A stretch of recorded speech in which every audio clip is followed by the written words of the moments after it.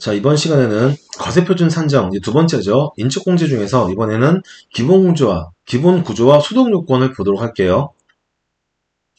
자, 먼저 인적공제의 계율을 보시면은 아까 제가 전 시간에 말씀드렸지만은 인적공제는 기본공제와 추가공제로 구성이 된다. 그래서 기본공제는 1인당 요건을 충족하는 이제 부양가족이랑 본인 합쳐서 1인당 150만원씩 공제해주고, 그 다음에 기본 공제 대상자 중에서 요건을 충족하는 사람들은 추가로 이제 경로대 공제, 장애인 공제, 그 다음에 부녀자 공제, 그 다음에 여기 이제 그 한부모 공제 얘를 갖다가 차근차근 적용을 한다. 그래서 이제 이걸 여러분들 앞으로 계속 이제 배우실 겁니다. 경로대 공제는 1인당 100만원, 장애인 공제는 1인당 연 200만원. 그 다음에 이제 세 번째가 부녀자 공제죠. 부녀 공제는 연 50만원. 그 다음에 배우자가 없는 근로자나 기본 공제 대상 직계비속 또는 입양자가 있는 경우, 이게 이제 한부모 공제인데 얘를 갖다가 연 100만원씩 이제 공제를 합니다. 그 다음에 비거주자는 인적공제 중에서 본인에 해당하는 부분만 공제가 가능하고, 봅시다. 그 다음 보시면은 인적공제 기본공제 봅시다. 먼저 여러분들이 인적공제를 공부하실 때 부양가족이 많을수록 세금을 줄여준다고 했잖아요. 부양가족 1인당 얼마씩 해가 150만원씩 해서. 그러면 사람들이 어떻게 할까요? 이걸 만약에 인적공제를 갖다가 요건을 엄격하게 적용하지 않으면은 사람들이 세금을 부담하기 싫으니까 여기저기서 인적공제 대상자를 막 가지고 오기 시작해요. 뭐 동네 아는 형부터 해서 뭐 친한 동생, 술친구 다 데리고 온단 말이야. 그래서 어떻게 하느냐? 일단은 부양가족이 되기 위해서는 동네 친한 형, 술친구 다 빼고 일단은 일정한 본인의 기준으로 해서 일정한 범위를 법에서 정해줍니다. 이거를 이제 인적공제의 가장 첫 번째 요건인 관계 요건이라고 해요. 그래서 이제 인적공제는 부양가족이 비례해서 공제를 하고, 그 다음에 부양가족의 범위는 밑에 보시면은 보세요. 여기 이제 본인을 기준으로 해서 본인의 직계, 존속, 형제자매, 그 다음에 배우자는 본인이랑 한 몸이기 때문에 배우자의 직계, 존속, 형제자매까지도 인정해준다. 그 다음에 이제 본인의 직계, 비속, 아들, 딸까지도 인정해주고, 그 다음에 직계, 존속의 경우에는 이제 기본공제에 적용되면은, 만약에 기본공제 적용을 하고 연령 요건이 충족이 되면은 경로대 공제까지, 맞죠? 그래서 이거는 되고, 그 다음에 이제 직계 비속이랑 동급의 사람들이 누구냐면 수급자랑 위탁 아동이에요. 그래서 얘네들도 인정을 해준다. 그 다음에 직계 비속이 장애인인 경우에는 직계 비속의 장애인 배우자도 인정해줍니다. 무슨 말이냐면, 원래 부양가족은 직계 비속 가지고 직계 비속의 배우자, 이제 며느리나 또는 사위 같은 경우에는 원래는 부양가족이 못 돼요. 그런데 만약에 직계 비속이 장애인이야, 그 다음에 직계 비속의 배우자도 장애인이야, 그럼 어떻게? 얘까지 합쳐가지고 부양가족으로 들어온다, 그런 얘기예요.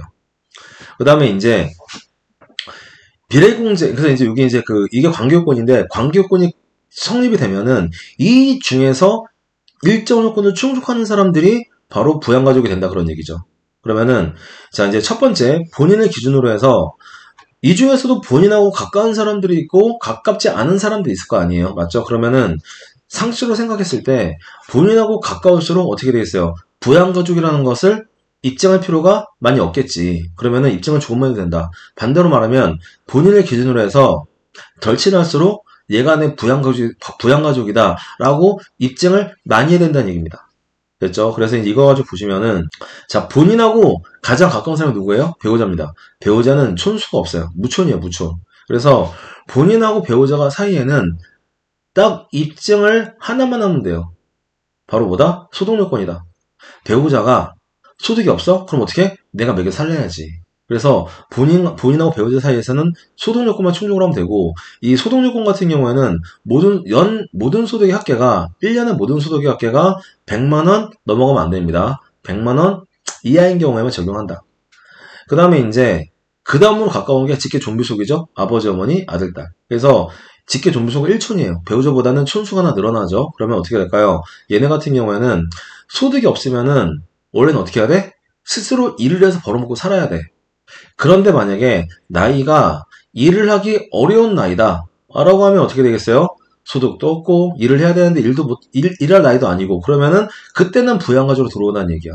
그래서 나이 요건 같은 경우 여러분들이 근로사각 연령대를 기억하시면 됩니다. 이 근로사각 연령대가 뭐냐면 우리나라에서 요즘에는 이제 정년이 연장되는 게 논의가 많이 되고 있는데 아직까지도 사회 통념상 근로 가능 연령대는 몇 살부터 몇 살까지일까요? 통상적으로는 20살부터 60살까지입니다. 반대로 말하면 20살 미만인 미성년자의 경우에는 부모 동의가 있어야 취업을 할 수가 있고, 그 다음에 60세가 넘어가면 이제 정상적인 근로 할 수 있는 연령대가 지났기 때문에 일용직 아니면 촉탁지 계약직밖에 못 한단 말이야. 그럼 어떻게 돼 있어요? 상대적으로 근로를 이제 일을 할 수 있는 나이가 지났기 때문에 고용 안정성이 불안정하단 말이지. 그래서 이러한 경우에는 이제 부양가족이 들어올 수 있다. 직계 좀비속이. 맞죠? 보시면 되고. 자, 그 다음으로 이제 가까운 게 누굴까요? 바로 형제 자매입니다. 형제 자매 같은 경우에는 소득도 없어야 되고, 그 다음에 일을 해야 되는데, 일을 할 수 있는 나이도 안 돼야 돼. 그리고 어떻게 해야 돼요? 실제로 같이 살면서 생활비를 나눠 써야 됩니다. 그럼 어떻게 돼 있어요? 동거권이 들어가. 동거권은 뭐냐면 이거는 여러분들 집는 등본에 보시면은 같이 사는 가족들 이름이 다 있죠? 거기에 형제자매가 들어가야 된다는 얘기입니다. 동거인으로. 그래야지만 형제나 수급자 같은 경우에는 본인의 부양가족이 들어갈 수가 있다. 그래서 이제 그럼 직계존비속이랑 형제수급자랑 동거권 차이가 뭐냐? 직계존속 비속 같은 경우에는 따로 살아도 생활비를 받은 내역이 있으면은 이때는 인정해 줍니다. 이때는 이제 따로 살아도 생활비를 받은 부양받은 내역이 있으면은 이때는 인정해 준다. 근데 형제 수급자는 따로 살면은 일시태거의 경우에만 인정을 합니다. 일시태거. 원래 같이 살아야 되는데 형편상 어쩔 수 없이 장가 동안 따로 살아요 라고 입증을 해야만 따로 살아도 인정해 준다. 그래서 이게 직계 좀비속이랑 형제자매랑 형제수급자랑 다른 점이다. 일시태거는 이제 4가지 요건이 있습니다. 첫 번째가 학업, 사업, 직장, 건강 4가지인데 자, 얘네를 가지고 이제 얘네 각각의 증빙을 갖춰야 돼요. 학업 같은 경우에는 멀리 학교를 다니면은 재학증명서, 멀리서 사업하면 사업자 등록증, 멀리 근무지가 이동됐으면은 재직증명서, 그 다음에 건강상 요양을 멀리서 해야 된다? 뭐가 필요하겠어요? 진단서가 필요하다. 그래서 이런 걸 제출을 해야 일시태거를 인정해준다. 구독, 좋아요, 알림 설정. 자, 그 다음에 이제 인적공제 기본 구조 보시면은 그래서 여기 아까 말씀드렸죠? 본인은 다 공제받는 거고 배우자 같은 경우에는 연령 기준 적용받지 않되 소득금액 기준은 적용받는다. 그 다음에 이제 부양가족 같은 경우에 나머지 같은 경우에는 연령 요건도 적용받고 그 다음에 소득금액 기준도 적용받는다. 다만 이 중에서 이제 형제자매하고 수급자 같은 경우에는 플러스 모두 적용받아요. 동거 요건도 이제 적용해야 된다. 그런 얘기고.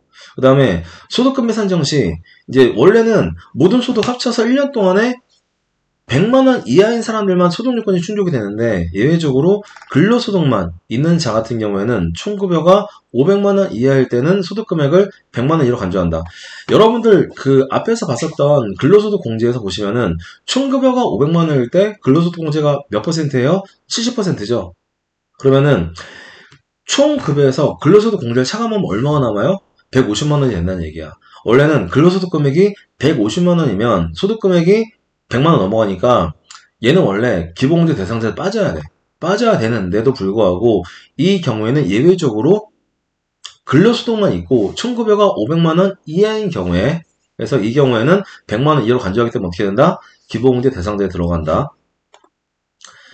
그 다음에 이제 소득요건은 이제 첫 번째 보시면은 상세히 보시면은 원칙은 뭐냐면 해당 부양가족의 연간 소득금액 합계액이 100만원 이하 되고 아까 말씀드린 대로 근로소득만 인자는 총급여 500만원 이하까지 인정되고 그 다음에 연간 소득의 합계액 같은 경우에는 어떻게 산정하느냐 종합소득, 퇴직소득, 양도소득 모두 합쳐야 돼요. 제가 옛날에 공부할 때는 종합소득만 가지고 100만원 따졌는데 연말정산이 재설계되면서 퇴직, 양도소득 합쳐가지고 100만원 이하 됩니다.